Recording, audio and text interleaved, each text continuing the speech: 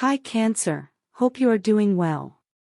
Please, excuse the AI voice, this is a brand new channel, and like many, I don't like the sound of my own voice, or maybe it's just a matter of getting the nerve to record my own voice and let you all be the judge. I promise to try recording myself in the next set of videos. Anyway, in this video, I will first touch on Saturn and Pluto's change into new signs in March of this year and what to expect. But I will first summarize the effects on you when they were in the previous signs, so you'll understand the energy and how to use it. Then I will summarize your August 2023 horoscope. Let us start with Saturn's last 2.5 years in Aquarius and how that affected you. Aquarius is your 8th house of joint finances, sex, inheritance, banking, property and taxes. You encountered some type of restriction or obstacles with joint finances. Maybe there was an issue with your joint taxes, or an inheritance was delayed, maybe bank loans were denied, or intimacy may have been a problem. Maybe you also felt powerless and at the mercy of others, since the 8th house is a house you don't fully control. It sits opposite to your 2nd house of your own income and how you value yourself. I will have future dedicated videos that will give you quick tips and tricks on how to deal with opposing houses. Anyway, regarding the restrictions you felt in your 8th house of joint finances, it may have come about suddenly, or the internet, electricity, friends, or associations were somehow involved. Aquarius rules these areas. And the irony is that these same Aquarian characteristics that may have caused restrictions, you then found out were the tools you needed to help you learn how to resolve them. Hold on to this information because it correlates to Pluto's turn to have at it in Aquarius, which I will explain later. So, after Saturn wrapped up in Aquarius, it moved on to Pisces, in March 2023.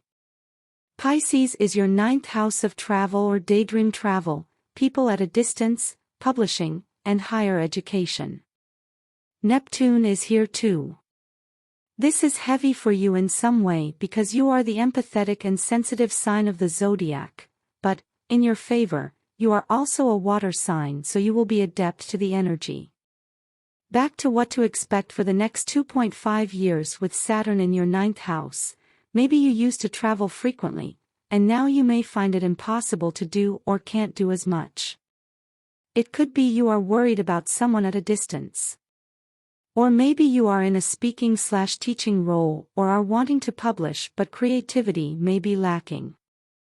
Or you may find yourself getting too distracted in researching and getting confused on too many options. It could be a myriad of scenarios, but suffice to say the frustrations will be due Saturn emphasizing Pisces' negative energy, and again, resolutions will come by learning to control and master the Pisces' good energy.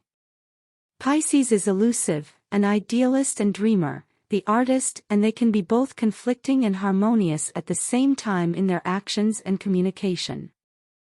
After all, they are the two fishes that swim opposite each other.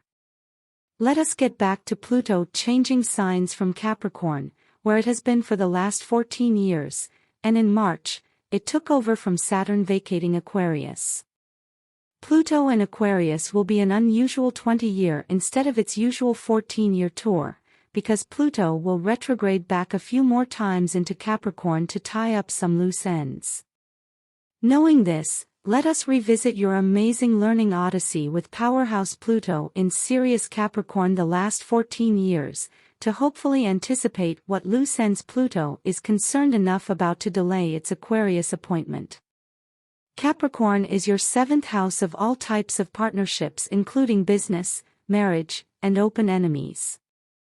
And a quick note: some type of age gap was involved since Capricorn rules the traditional and prestige, government, law and order and the classics. The 7th house is also another one of the houses you don't have full control over. Now, think back to 2009, 2010, and 2011 when powerful Pluto first entered methodical Capricorn and made you take notice. You either met very powerful or intimidating partners, or you became married and the two of you were considered a power couple, or you were acutely aware of who and what your enemies were capable of. Otherwise, it could have been you who had some type of power over others, and you learned the consequences of either wielding it or not stepping into your own power.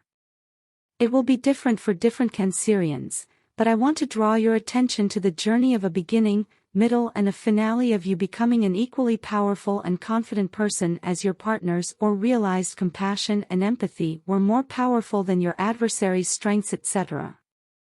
The reward you earned was learning about power in partnerships and how to use it effectively, so much so that you can teach it easily to others. Yes, Pluto, at times, can be unforgiving and heartless, and usually safety nets and emotional sanity are mere collateral damage, but it's Pluto's effective method to produce profound and fundamental life-altering restructure. Pluto observes and takes notes to see if you have learned your different Saturn lessons, and then comes in to eliminate what was not serving us and that which is holding us back. Its reward is a true rebirth, full stop. Now we can discuss what to anticipate from Pluto in Aquarius and your 8th house of sex, death, and taxes for the next 20 years. Note, no one and no astrologer can predict literal death. Yes, death, here, can mean a literal death, yet the circumstance and time is completely unknown, but the reference is also allegorical to something like the phoenix rising from the ashes. In any case, and getting back to predicting what Pluto's tour of Aquarius will mean for you. The easiest way to foresee it is to think about the last 2.5 years of Saturn going through Aquarius and your 8th house, which I explained earlier. Maybe you want to go back and hear it again. So, take that experience and the learning process you went through and liken it to a movie trailer. This movie trailer is for the upcoming 20-year movie, with you in the lead role. Simple. And I understand some of you are doing face palms because you never want to repeat what happened then, and Pluto will make sure it will not. But it knows to do it thoroughly so there won't be any relapses, and it does it by completely dismantling what you fear so you won't fear it any longer, and that is where the power lays, through empowerment. I hope I have given you a little more ease of mind, but not to worry, because as I mentioned, I will be uploading additional dedicated videos soon. Okay, finally, we can now summarize your August 2023 horoscope. At the beginning of August, we had a full moon in Aquarius, again that is your 8th house, so an ending, culmination or fruition came about. The Sun and Venus are in Leo, your 2nd house of income and values. Leo is also the natural ruler of romance and children, or the next generation. You are ruled by the moon and are all about family and nurture. So, there is talk about money, your income and values, the family, and maybe the next generation somehow fits in the picture.